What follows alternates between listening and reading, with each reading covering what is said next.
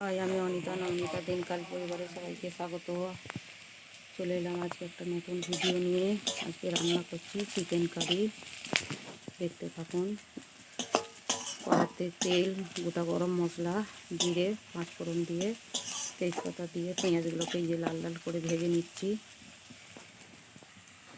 আলুগুলোকে এই যেখানে লাল লাল করে ভেজে নিচ্ছি।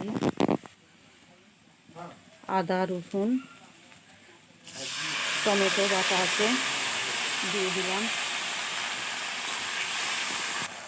কিছুটা টমেটো বেটে দিয়েছিলাম, কিছুটা টমেটো গোটা দিলাম, কিছুটা আদা আমি আগে একটু বেটে দিয়েছিলাম, ওর সঙ্গে আদাটা কষেছি। আবার খানিকটা রসুন, আদা নয়, রসুন খানিকটা কষে আবার ভালো করে এগুলো কষিয়ে নেব। দিয়ে একে একে আমি গুঁড়ো মশলা দিতে থাকবো। জিরে, লঙ্কা, হলুদ, ধনে, এই গুঁড়ো মশলাগুলো একে একে দিয়ে দিলাম।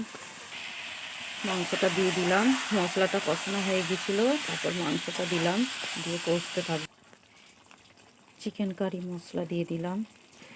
মাংস থেকে তেল ছেড়ে দিয়েছে, কষানো প্রায় আমার হয়েই গেছে। ধনেপাতা দিয়ে পুরো এবার কষানোটা হয়ে গেছে, বুঝেছেন, তেল ছেড়ে দিয়েছে। আমি এবার এই যে জল ঢেলে দিলাম।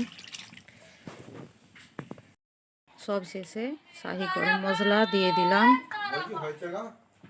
কালারটা কেমন হয়েছে কমেন্ট করে বলুন। আপনারা কে কে চিকেন কারি খেতে পছন্দ করেন কমেন্ট করবেন। এরকম নিত্য নতুন ভিডিও পেতে চ্যানেলটি লাইক করে সাবস্ক্রাইব করে আমার পাশে থাকবেন। প্রচুর প্রচুর শেয়ার করবেন। যদি ভালো লাগে শেয়ার করবেন ও কমেন্ট করে বলুন আপনারা কে কে এরকম চিকেন কারি খেতে পছন্দ করেন। ধন্যবাদ বন্ধুরা।